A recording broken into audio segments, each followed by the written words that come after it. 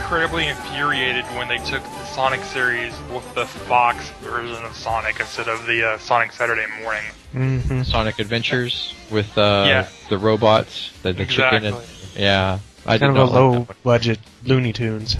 Well, and it wasn't even really funny. No. It was just ridiculous characters and ridiculous circumstances. Yeah, Sonic Saturday Morning, they were actually in a plight situation where it just always seemed hopeless. They were just always fighting against Robotnik, Robotnik was an idiot in the Fox version. In the Saturday Morning version, he was a sadistic bastard that was pure evil, and you just loved to hate him. Mm-hmm. Yeah, I really liked the Robotnik in the Saturday AM version a lot more. So, as far as stories and stuff go for that, it's important that if you're going to try to put a story in there, I think we can all agree that the story is actually good.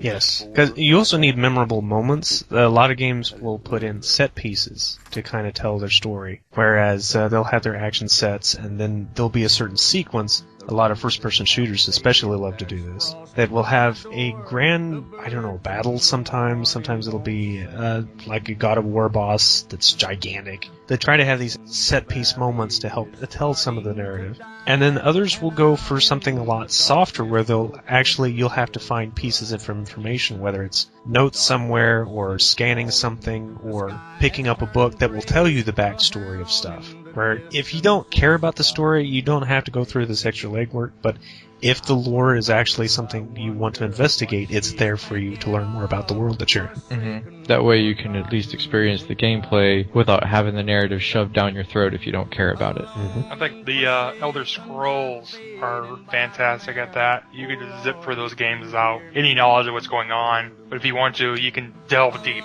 It goes damn deep. So many books. Yeah. I was actually, for Skyrim, I started a collection, because you can put just about... There's a nightstand next to your first home, and it has drawers that you can use. You can put a ton of stuff in there, so I was just shoving every book I found in there.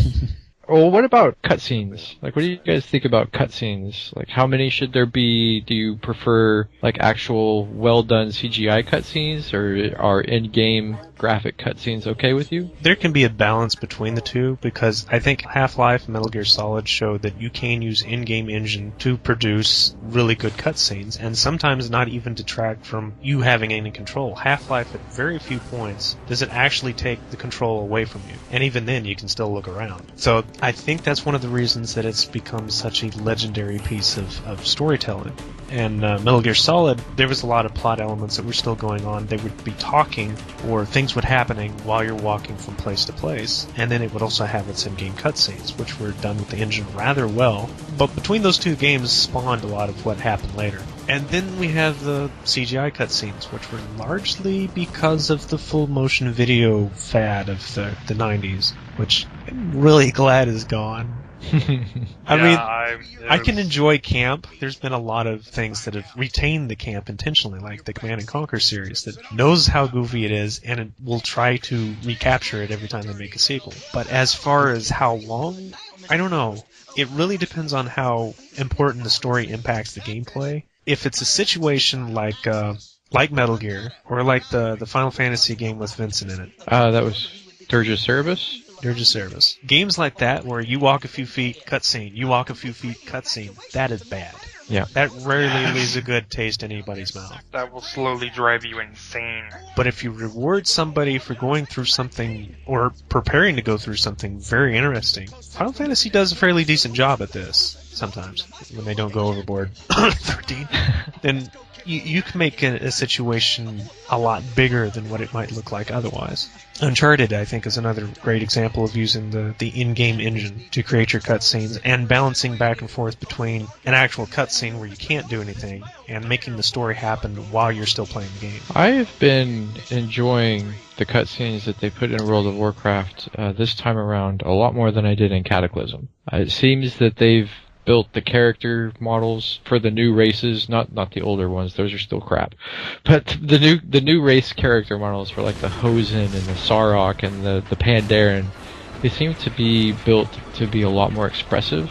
So it makes it easier for them to use in an in-game cutscene. It looks good just about every time. That being said, the commercial I'm sure most people have seen the TV spot for Miss Pandaria. And the opening sequence for like when you download the game and you start it up and then you get that cutscene for Miss Pandaria, that was awesome. I loved that commercial. That entire cutscene is just cool. I gushed about it, I'm sure, a number of times already on the show. We had a whole segment about it last week. Yeah, it was just awesome. So those kind of cutscenes, I'm okay with those because they're not very long. They just look good. They make you appreciate the talents of the artist. But when you put things like, I'll throw Metal Gear under the bus again because it's the best example. Metal Gear Solids didn't really have cutscenes. They were just really long points of you watching two virtual representations of another character talking to someone on the codex. That's what the codex. That was awful. That could have been done in the game while the player was playing. I don't understand why they thought there was a need for them to interrupt the flow of the gameplay so that you can watch. And it wasn't really even so much that there wasn't a picture with it, it's just that there wasn't a lot of substance. Mm-hmm. A lot of the conversations were kind of pointless, or it went into existential conversations that a lot of times wound back in on themselves by the time they got to the end of it. Yeah, but the parts where they told you how to done play. The parts where they told you how to play and what you were supposed to do, that's okay. Yeah. But like the constant flirting and, you can do that while the player's playing. You don't have to interrupt the gameplay for that. I think the game would have been remembered a lot more favorably for that if that had happened. I agree. When people are talking and there's no reason to go in to have you stop and hear them talking. Mm-hmm. You just be running around while they're talking. Yeah, because they didn't put any kind of cinematic with it. And I understand it was over a codex, so you couldn't, but it's like what we said. Why not just not interrupt the gameplay for it? Well, Metal Gear's kind of locked into that. Everybody's used to that style now. So Yeah, I don't really true. see that changing anytime soon, unless it's like in the more action-oriented Raiden adventure that we've got coming up. But you make a good point about character interactions going on during the game, and I already mentioned Uncharted did a little bit of that. I think the first time I really saw it and appreciated it was the first Prince of Persia, which strangely enough, I've never played, but I've watched long plays of it. And the character interaction between the two of them as they're flirting and as they're attacking each other and everything else while they're trying to do what they need to do throughout these traps and the plot, it just made it really entertaining to just watch it. It gives you a deeper appreciation for not just the characters, but the situations that they're in. Mm-hmm. And even then, let me know if you guys have done this too. When there is a conversation that starts, and you're like, oh, that's kind of a neat conversation. Do you guys just stop actually playing the game so you can listen because you don't want to get to that next checkpoint where it cuts that off and then goes into the next? See, yeah, I do that too. I do that all the time. That happens a lot in Grand Theft Auto and Saints Row. Those do that a lot. Dragon Age did that quite a bit. When you're just walking from one point to the other, the characters would start up a random conversation, which was fantastic because oftentimes it may be an absolutely pointless conversation as far as the plot is concerned, but it built on the characters so much, especially how they interacted with each other. I don't know. I see a lot more than I think I probably do. But so many characters have these really shallow relationships with each other. You've got like the love interest, or you've got the rival, or you've got the two that just squabble for the sake of squabbling, or you've got the old veteran friends. There's nothing more to them in a lot of games. Thankfully, they're very stereotypical. A lot of BioWare games have been trying to open that up a little more, which is largely, I think, of why they became so popular, is because their way of building not only the world, but the characters that you were playing, even if it was a character that technically you had a lot of control of, which is another conversation in this, the character interactions would change and morph and such, but it would also build on the relationships, but not only between the character you played and somebody else, but the other characters in your party. I think the Breath of Fire series is great when it came to all that underlining stuff. How can I put it?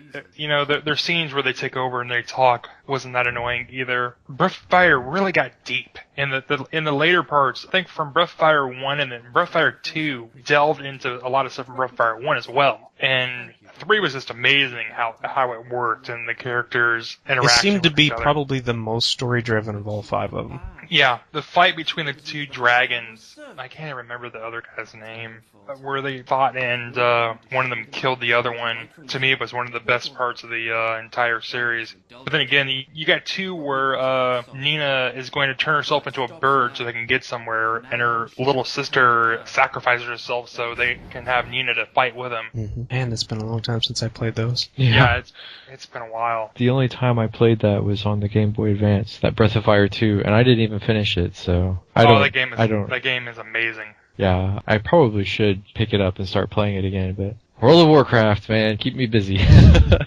Oh yeah.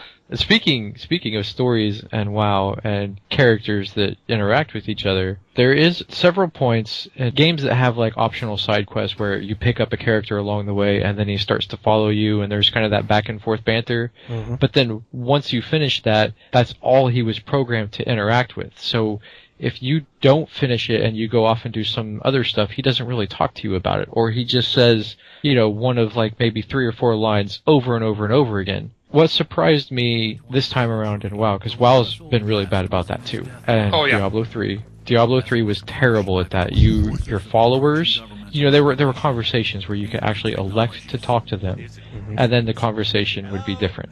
But when they're following you, even in different areas, the conversation doesn't really change. He just says the same stuff over and over and over, and it can get really annoying. Well, I was playing World of Warcraft yesterday, trying to get to level 90, which I hit today. Yay! Congrats. But anyway, there was a quest line in the Valley of Four Winds where you take Chin Stormstout's niece, Chin Stormstout from Warcraft 3.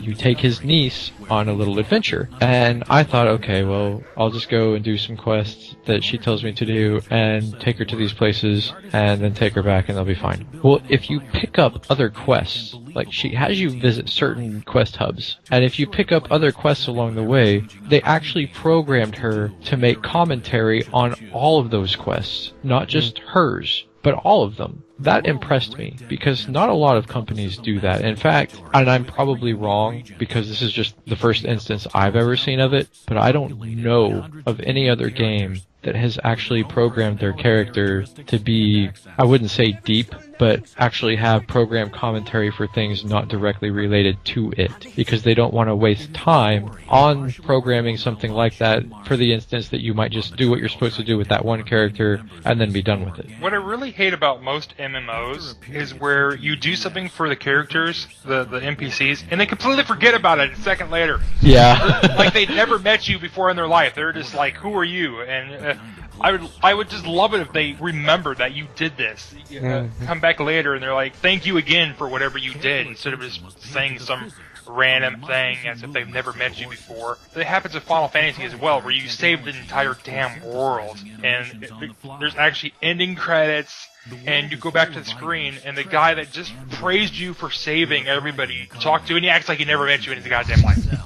Starting the game over for you, so you can continue leveling and going on. Yeah. It's ridiculous. You could mention that you saved the world, thank you, instead he's just like, who are you? Well, there have been some advances made in that, and again, surprising no one, I'm going to talk about WoW. They actually have a few systems in place so that when you do things in the world, they actually stay done. It was really, really bad in Cataclysm, and it caused a lot of problems with, being able to help your friends finish their quest line, because whatever it was that they were attacking wasn't there anymore. What they've done for Mists of Pandaria is that it's kind of both. Like, I was going through a zone, and I was watching somebody fight thin air. I could not see what they were attacking because I had not advanced to that part of the storyline. And it's called phasing. It's so that they can have being in the same spot, but at a different point in time.